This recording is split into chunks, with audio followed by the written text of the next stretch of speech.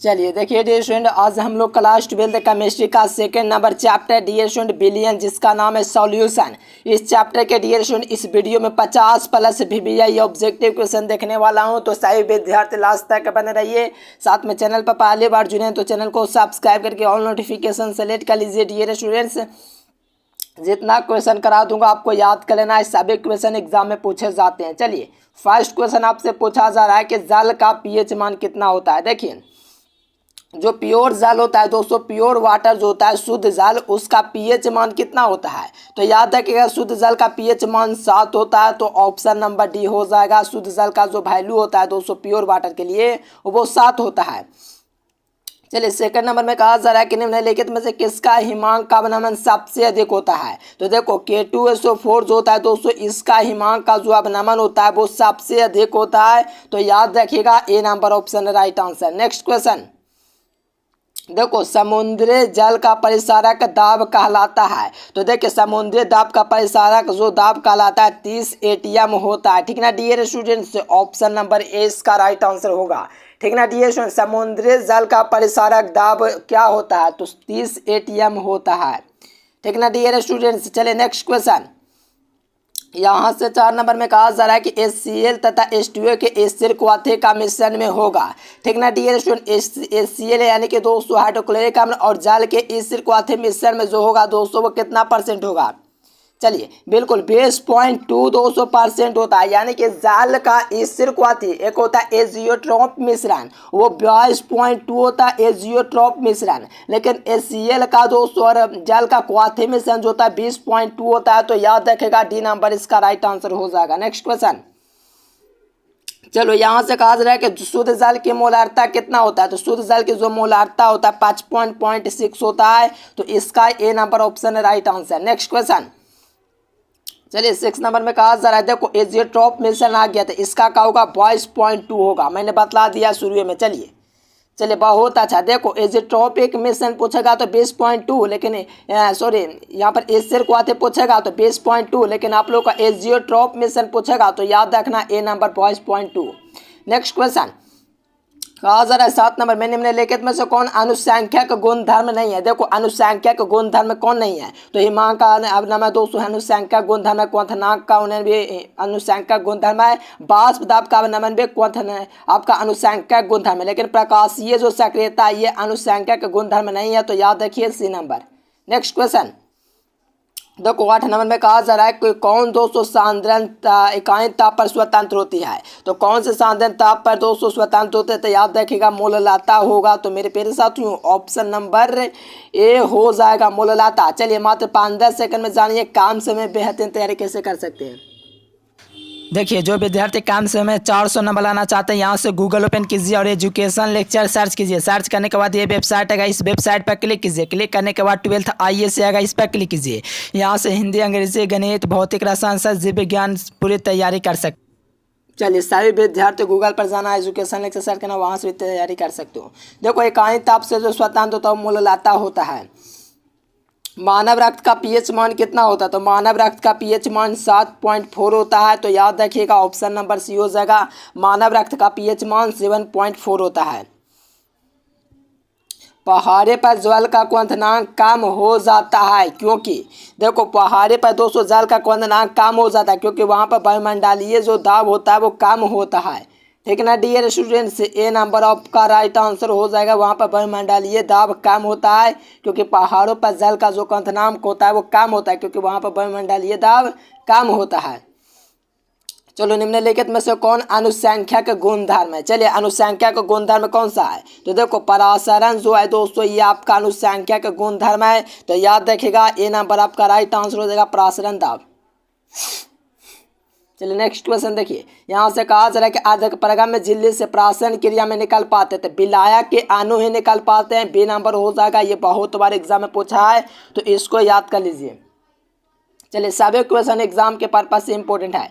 चलो आदर्श बिलियन वे जो सभी संरचनाओं पर राउल्ट के नियम का पालन करता है, क्या करता है, पालन करता है। यानी कि आदर्श बिलियन वैसा बिलियन जो सभी संरचनाओं पर राउल्ट के नियम का पालन करता है। तो ए नंबर इसका राइट आंसर हो जाएगा। नेक्स्ट क्वेश्चन देखो कहा जा रहा है कि प्रसारण दाब निम्नलिखित में से किस समीकरण के द्वारा दोस्तों दिया जाता है, तो याद है कि पाई बराबर CRT। और जो विद्यार्थी अभी तक चैनल को सब्सक्राइब नहीं किया तो कर लीजिए, क्योंकि आपको सब्सक्राइब करना बहुत ज़रूरी है। चलिए ऑप्शन ए, देखो संप्रसारित विलयन में समान होता है। देखो संप्रसारित जो विलयन होता है उसमें मोलर सांद्रता जो होता है दोस्तों वो समान होता है। कौन सर जी, मोलर सांद्रता समान होता है? हाँ जी, क्योंकि संप्रसारित विलयन जो होता है उसमें मोलर सांद्रता समान होती है, इसीलिए ए नंबर ऑप्शन। देखो कौन निम्नलिखित में से अनुसंख्यक गुणधर्म नहीं है। देखो कहा जा रहा है कि कौन अनुसंख्यक गुणधर्म नहीं, हिमांक का अवनमन, क्वथनांक का उन्नयन, क्वथनांक उन्नयन, ये सब अनुसंख्यक गुणधर्म है, लेकिन प्रकाशीय क्रियाशीलता ये अनुसंख्यक गुणधर्म नहीं है, इसीलिए डी नंबर।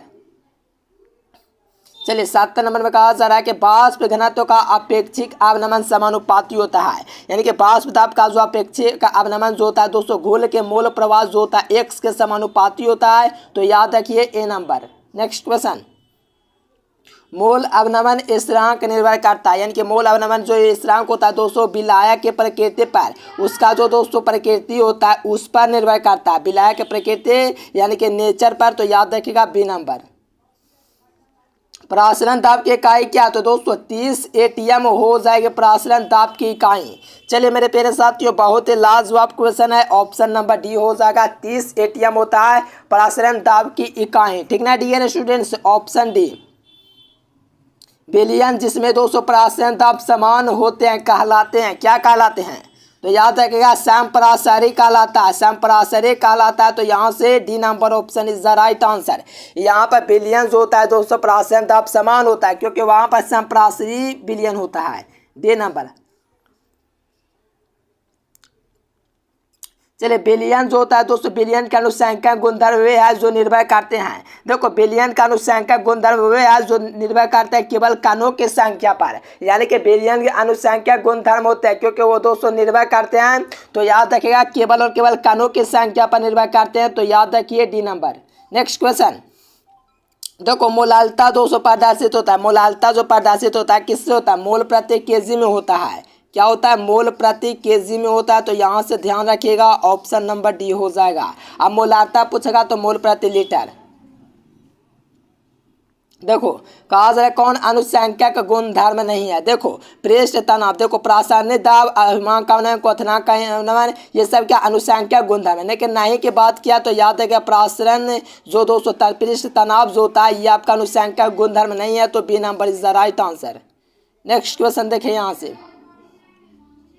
प्रासरण दाब बढ़ता है जब तापक्रम बढ़ता है। देखो प्रासरण दाब जब बढ़ेगा तो तापक्रम भी बढ़ेगा, तो याद रखिएगा ए नंबर इसका राइट आंसर। नेक्स्ट क्वेश्चन, चलो कौन ताप द्वारा प्रभावित नहीं होता है, तो देखो ताप द्वारा जो नहीं प्रभावित होता है दोस्तों मोलालता होता है, इनके मोलालता जो होता है ना वो ताप के द्वारा प्रभावित होता ही नहीं है कि नहीं जी, बिल्कुल D number is the right answer. Next question, देखो समान दाब पर दोस्तों किसी गैस का एक मोल का आयतन कितना होता है, तो समान दाब पर किसी एक गैस का जो मोल का आयतन होता है 22.4 लीटर होता है। समान ताप एवं दाब पर किसी गैस के एक मोल का जो आयतन होता है 22.4 लीटर, तो ऑप्शन नंबर ए।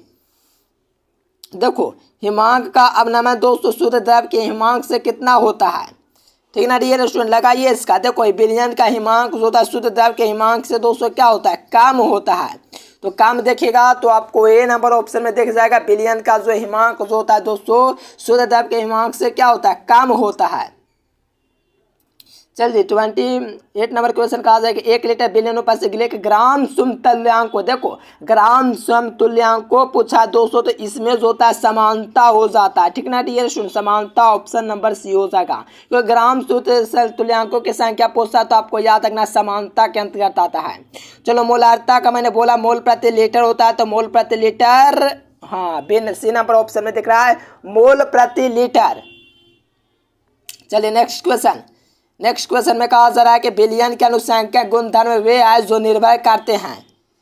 डियर स्टूडेंट्स इसका आंसर आपको लगाना है, तो याद है विलय के मोलों की संख्या पर विलयन का किसी अनुसंख्यक गुणधर्म निर्भर करता है, तो यहाँ से देख लीजिए बी नंबर ऑप्शन में दिख रहा है। चलो प्रासरण दाब को व्यक्त किया जाता है तो पाई बराबर CRT से व्यक्त किया जाता है। कोई विद्यार्थी करा होगा कह रहे ऑप्शन नहीं है, गलत है। देखो पाई बराबर CRT या तो इसी को माइनस करके भी लाया जाता है, तो याद रखिए ए नंबर। देखो कहोगे सर जी कि नहीं है ऑप्शन, ये सही नहीं है, तो देखो मैं आपको दिखा के दिखलाता हूँ। पाई बराबर CRT भी लिखते हो तो यहाँ से गुना भी करके लिखिएगा दोस्तों, पाई बराबर क्या CR/T, तो गुना कीजिएगा तो पाई बराबर CRT ही आएगा। इसको इससे गुना करना है और इसको इससे गुना करना है, तो पाई/CRT के रूप में आता है मेरे प्यारे साथियों। नेक्स्ट क्वेश्चन देखिए 32 नंबर। विद्युत अपघटन में ऑक्सीकरण एवं अपचयन होता है, इनके विद्युत अपघटन होता है उसमें ऑक्सीकरण एवं अपचयन होता है वो किस रूप में होता है, किस मुताबिक होता है, यानी कि जो ऑक्सीकरण यहाँ पर है, ऑक्सीकरण एनोड पर और अपचयन कैथोड पर होता है, यानी कि ऑक्सीकरण एनोड पर और अपचयन कैथोड पर होता है, तो याद रखिए ए नंबर।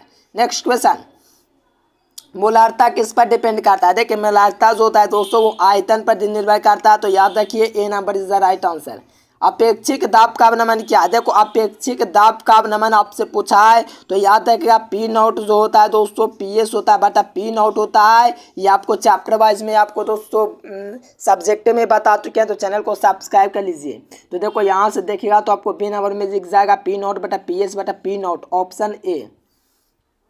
देखो ये क्वेश्चन बैंक में इसका आंसर गलत दिया हुआ रहता है, जान लीजिए राइट आंसर। परमाणु द्रव्यमान के बराबर कौन है? देखो परमाणु जो द्रव्यमान होता है दोस्तों न्यूट्रॉनों की संख्या प्रोटॉनों का योगफल होता है, तो यहाँ से देख लीजिए ऑप्शन सी हो जाएगा। चलिए नेक्स्ट क्वेश्चन, देखो किसी बिलियन के मोल प्रवास के लिए कौन सा सही है? तो आपको पता है दोस्तों x बराबर क्या होगा जो, चलिए चलो बहुत अच्छा। देखो n बटा small n plus capital n होता है, तो यहाँ से देखिए स्मॉल n बटा small n plus capital n, option number ए हो जाएगा। बिलियन का ये आपका मोल प्रवास हो गया। राउल्ट का नियम कौन है? देखो 37 नंबर क्वेश्चन में राउल्ट का नियम पूछा जा रहा है, तो देखो P जो होता है दोस्तों, देखो P जो होता है P0 x होता है, यहाँ से राउल्ट का नियम देखिएगा तो ए नंबर में।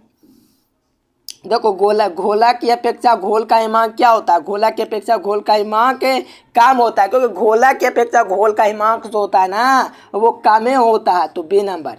नेक्स्ट क्वेश्चन यहाँ से देखिएगा 39 नंबर, तो कहा जा रहा है कि बिलियन में विलेय तथा विलायक के मोल प्रवासों का योग क्या होता है? चलिए बहुत अच्छा डियर स्टूडेंट, 1 होता है, यानी कि बिलियन विलेय तथा विलायक के मूल प्रवासों का जो योग होता है वो 1 होता है। ये बिल्कुल ज़बरदस्त क्वेश्चन है। देखो मेरा एक और चैनल है दोस्तों एजुकेशन लेक्चर, उसको भी सब्सक्राइब कर लीजिए डियर स्टूडेंट, ठीक ना, और टेलीग्राम चैनल का नीचे डिस्क्रिप्शन में लिंक है, ज्वाइन कर लीजिए। देखो आइसोटॉनिक बिलियन वे जिनके बराबर होता है तो वो होता है प्रसारणी दाब, है ना जी, कह सकते हो परिसरक दाब, तो ऑप्शन ए हो जाएगा। नेक्स्ट क्वेश्चन, किसी बिलियन का वाष्प दाब होता है? देखो किसी बिलियन का जो वाष्प दाब होता है दोस्तों शुद्ध विलायक के वाष्प दाब से कम होता है, तो option number B. Next question देखिए यहाँ से कहा जाए बिलियन में संघनित तो होने वाले विलेय के लिए डॉट ऑफ गुणांक का जो मान होता है वो कितना होता है? चलिए बिल्कुल 1 से कम होता है। क्या होता है? 1 से कम होता है, तो ऑप्शन नंबर सी।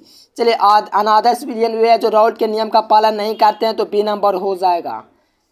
यहाँ से कहा जा रहा है कि बिलियन के वाष्प दाब का अपेक्षित अवनमन बराबर होता है बिलियन उपस्थित मोल प्रवास के बराबर होता है। किसके बराबर? तो मोल प्रवास के बराबर होता है, तो ए नंबर हो जाएगा दोस्तों।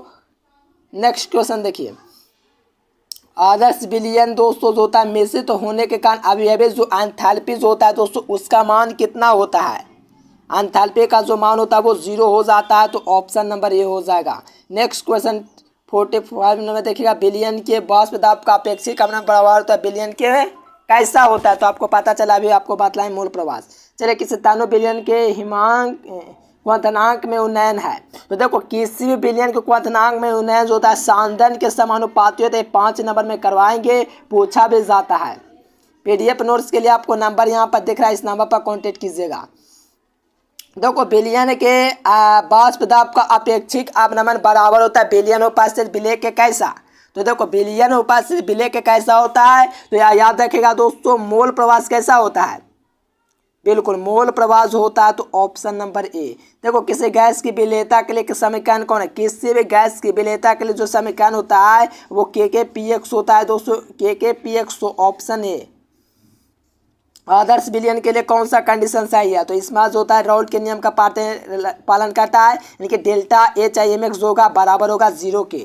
नेक्स्ट क्वेश्चन, मोलार्ता किस पर निर्भर करता है? देखो मोलार्ता जो होता है दोस्तों किस पर निर्भर करता है? तो वो आयतन पर निर्भर करता है। चलिए ओवरऑल इतना ही क्वेश्चन हम लोग देखेंगे इस वीडियो में डियर स्टूडेंट। उम्मीद है आपको वीडियो पसंद है। वीडियो को लाइक करना है, चैनल को सब्सक्राइब करना है और पीडीएफ नोट्स लेना चाहते हैं डियर स्टूडेंट तो इस नंबर पर आप लोग कॉन्टेक्ट जरूर कीजिए। और एक और मेरा चैनल है एजुकेशन लेक्चर, ठीक है ना डियर स्टूडेंट, यूट्यूब पर सर्च करके उसको भी सब्सक्राइब कर लीजिएगा।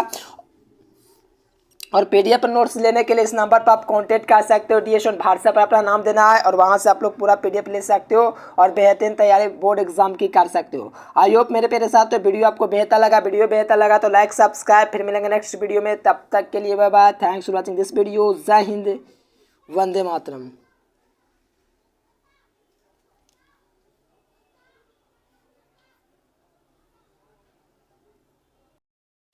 देखिए जो विद्यार्थी काम से में 400 नंबर लाना चाहते हैं यहाँ से गूगल ओपन कीजिए और एजुकेशन लेक्चर सर्च कीजिए। सर्च करने के बाद ये वेबसाइट आएगा, इस वेबसाइट पर क्लिक कीजिए। क्लिक करने के बाद 12th IAS आएगा, इस पर क्लिक कीजिए। यहाँ से हिंदी, अंग्रेजी, गणित, भौतिक, रसायन, जीव विज्ञान पूरी तैयारी कर सकते हैं।